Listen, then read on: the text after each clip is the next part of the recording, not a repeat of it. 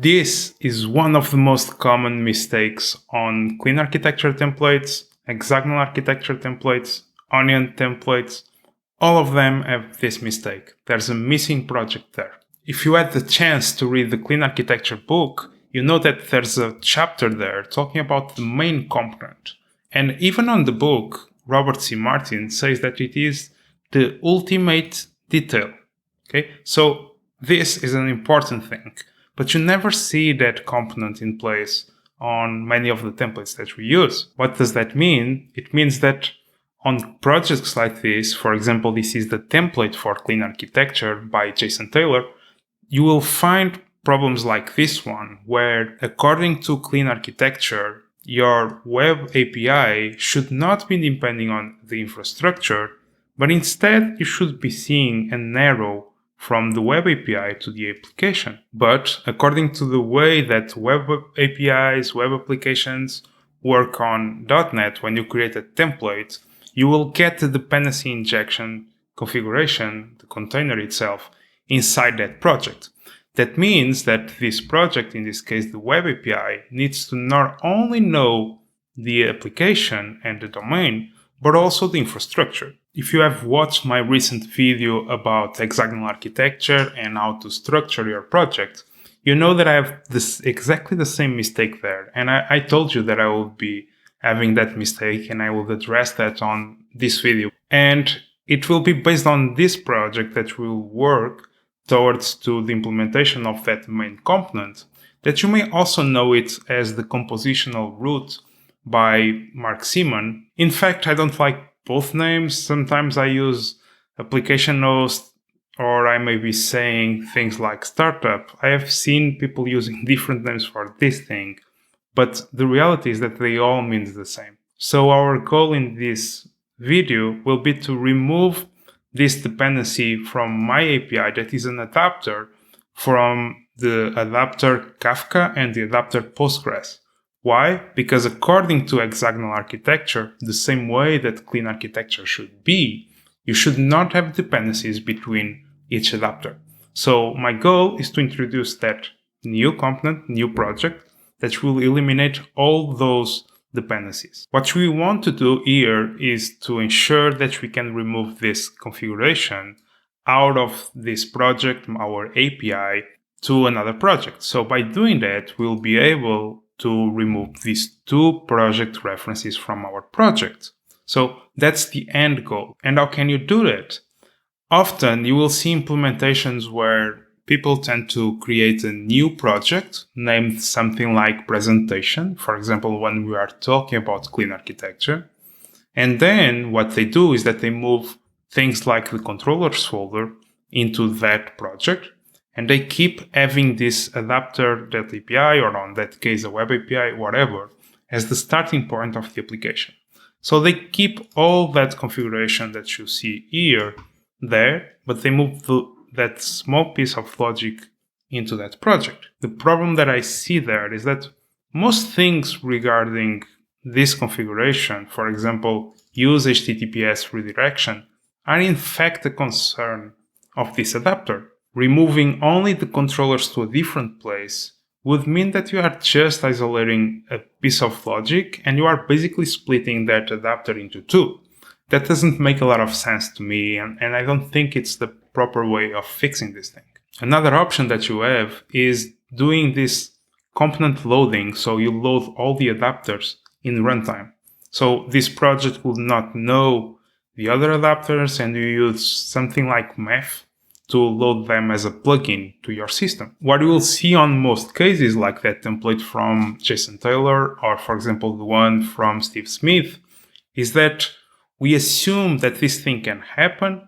We assume that this startup thing that the MVC applications have, it's a risky thing, but we assume that we need to handle it. The problem with this is that a developer during the development may introduce a dependency on another adapter or in the infrastructure, and by doing that, you are basically breaking that assumption that each device will be completely independent and you can swap it when you want. Easily, someone can come here to, for example, this case is a minimal API, and I would go here and I'll say, okay, adapter.kafka.something.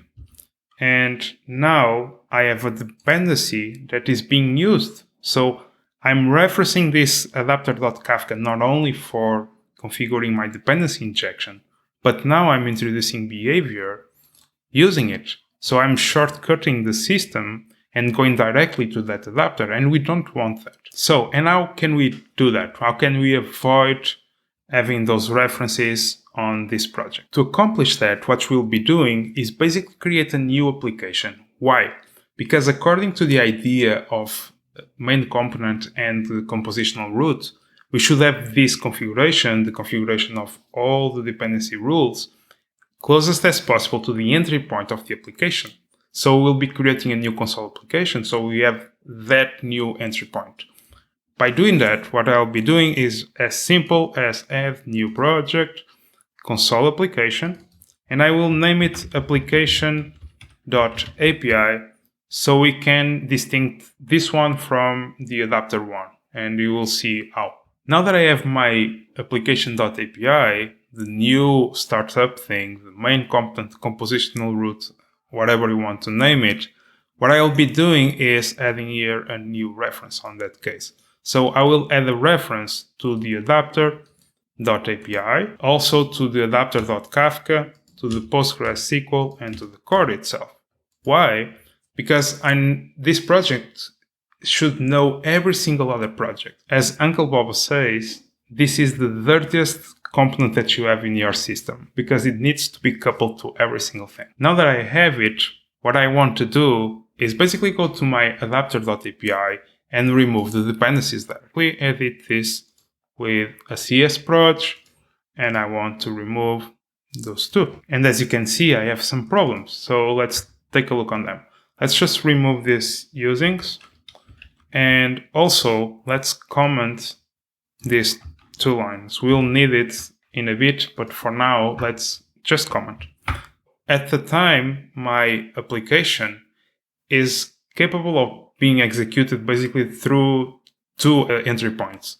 My new application.api, but through the adapter itself as well. So the first thing that you'll be doing to avoid that the application can be executed through the adapter.api or through the application.api is going to our adapter.api, edit the csproj, and there we'll add a tag saying that the output type is a library. So I will no longer be able to execute this thing. When you change that, if you are using top-level statements in .NET, you will no longer be able to do that. But that's not a problem because this is a step on the direction that we are looking for. I will introduce here a new class. Okay, so public class, and I will name it something like API adapter. And this API adapter will be the new home for all that code that we are finding on our program.cs. So I will simply copy and paste every single thing that is here. I will add it to my constructor. Control-V. So one thing that you can see here is that we are expecting here the arguments that come from the console. So I can say that this API adapter as a contract to the outside, when it's consumed, it should receive a list of strings with the arguments. So I will basically write here a string array with the arguments. So we finally have this thing compiling, but I'm not happy with this at all at the moment. Why? Because there's here basically two steps in this API adapter. As you can see, there's a step where we are building things. Okay, we are setting up this thing. Then there's a step where we run this thing. What we can do instead is a small optimization that you can do is convert this run to a sync. So to do that, we need to remove these two out of our constructor. So we can create here a new method that will return a task, and we'll name it something like start async. And this method will be the new home for this application.run. But we move it here. Now we need to have this application accessible from the outside. So what we can do is defining this application on the top. For example, we can say that this one is a web application, up. So I'm introducing a private field here just for the sake of having this with the naming that I like. I will just change here. And now, as you can see, I have the run here, and I can return, on this case, a run async. Now I have this closest to what I want. But we are not using this API adapter yet. And where we'll be using it? We'll be using it inside of our new project that we created some moments ago, that application.api, our main component, compositional root, host, startup, whatever you want to name it. Here, you will find that at the moment it's just a simple console application. So what I will do instead is defining here that I want to have here my API, and this API is equal to a new API adapter. I can send arguments there, and then I can do basically a start async. Perfect. I can remove this thing, and I will say that we are really close. But at the moment, this is not doing what we want at all, because as you remember, I came here to our API lab and I moved this thing inside here. How can we define this configuration from the outside when, in the way that the web API will work, is that you need to define the dependency injection inside the web application, create builder, you access to the builder.services, and you have the services that you want. What you can do instead is use a simple technique that you see everywhere in .NET. You can come here and you will basically define an action that will receive a set of options to configure that builder. So now what you can do is going here to our options.invoke, and you send as argument your builder.services. So now you are capable of picking this thing, remove it from here, go back to your application. Now you can do something as simple as this. You go here and you will define the action that will be passed to that adapter API. Here, let's paste that thing that we copied from the other side, and done. Okay, so now when you invoke this API adapter, you send the configurations that you are expecting, and they will be executed the same way that I'm using dependency injection here.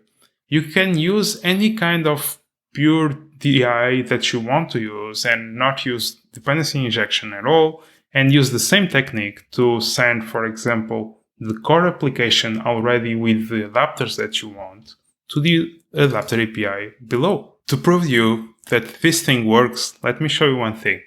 Let's use this endpoint, get endpoint, using a simple method, and let's invoke something that by the end we'll call another adapter. That adapter will be this one, and we'll call this method. Okay, so let's put this thing returning something. Okay, and now let's go to our application.api, that entry point that we set, and go here, and we basically run the application API. It will start. So if we open an endpoint, as you can see, let me zoom in, it's returning our hello. So let's go back to the source so you can be pretty sure that I'm not fooling you. Now we go back here, hello world, classic, save, and now let's run it once again. It's running, we go to the browser, we refresh, hello world. Perfect, so now let's take a look on how our project dependency graph looks like. Now what we have here, okay, we have the adapter Kafka is depending on the core, adapter.postgres is depending on the core, adapter.api is depending on the core, and this new application.api is depending on all of them. That means success. So our adapters don't depend on each other, but this application knows them all. So you can apply this technique to any type of application that you are using nowadays, being it using clean architecture, hexagonal, whatever.